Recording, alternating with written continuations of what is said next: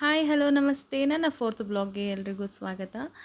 ನಾನಿವಾಗ ತೋರಿಸ್ತಿರೋಂಥ photo obviously ಎಲ್ರಿಗೂ ಗೊತ್ತಿರುತ್ತೆ, ತಾಯಿ ಚಾಮುಂಡೇಶ್ವರಿಯ ಫೋಟೋ.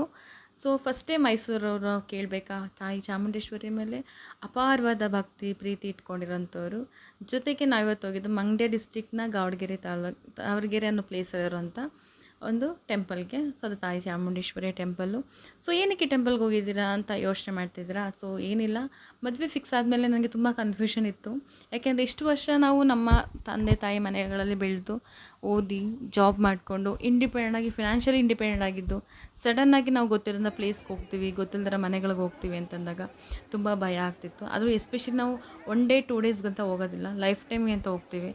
ಆ ಥರ ಯೋಚನೆ ಮಾಡಿದಾಗ ಮದುವೆ ಎಸ್ಪೆಷಲಿ ಈಗಿನ ಜನ್ರೇಷನಲ್ಲಿ ಕೆಲವೊಂದು ಮದುವೆ ಅನ್ನೋ ರಿಲೇಷನ್ಶಿಪ್ಗಳನ್ನ ನೋಡಿದಾಗ ತುಂಬ ಭಯ ಆಗ್ತಿತ್ತು. ಯಾಕೆಂದರೆ ಈಗೋ ಕ್ಲ್ಯಾಶಸ್ ಜಾಸ್ತಿ ಆಗೋದಾಗಿರ್ಬೋದು, ಮಿಸ್ಅಂಡರ್ಸ್ಟ್ಯಾಂಡಿಂಗ್ಗಳಾಗಿರ್ಬೋದು.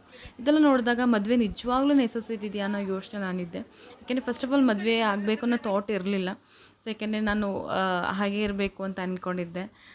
ಆ ಉದ್ದೇಶಕ್ಕೋಸ್ಕರ ಸಡನ್ನಾಗಿ ಮದುವೆ ಫಿಕ್ಸ್ ಆದಮೇಲೆ ಈ ಥರ ಯೋಚನೆಗಳು ಮಾಡಿದಾಗ ನಾನು ಇಲ್ಲಿಗೆ ಹೋಗಬೇಕು ಅಂತ ತುಂಬ ದಿನದಿಂದ ಅನ್ಸ್ಕೊಂಡಿದ್ದವಳು. ಆ ಟೈಮಲ್ಲಿ ನಾನು ಹೋದಾಗ ಎಲ್ಲನೂ ದೇವ್ರ ಹತ್ರ ನಾನು ಒಪ್ಪಿಸ್ಬಿಟ್ಟು, ದೇವರೇ ಇದೊಂದು ನಿರ್ಧಾರ ತೊಗೊಂಡಿದ್ದೀನಿ, ಏನೇ ಆದ್ರೂ ಕೂಡ ನಿನಗೆ ಬಿಟ್ಟಿದ್ದೊಂದೊಂದು ಧೈರ್ಯ ಮಾಡಿಕೊಂಡು ನಾನು ರಿಟರ್ನ್ ಬಂದಾಗ ಏನೊಂದು ಖುಷಿ ಇತ್ತು. ಅಟ್ಲೀಸ್ಟ್ ನನ್ನ ಮಾತೆಲ್ಲ ನಾನು ದೇವ್ರ ಹತ್ರ ಹೇಳ್ಕೊಂಡಿದ್ದೀನಿ, ಅವ್ರು ನನಗೆ ಎಲ್ಲನೂ ಒಳ್ಳೆ ದಾರಿಲಿ ತೋರಿಸ್ತಾರೆ ಅನ್ನೋ ನಂಬಿಕೆನ ಇಟ್ಕೊಂಡು ನಾವು ಮನೆಗೆ ವಾಪಸ್ ಆದ್ವಿ.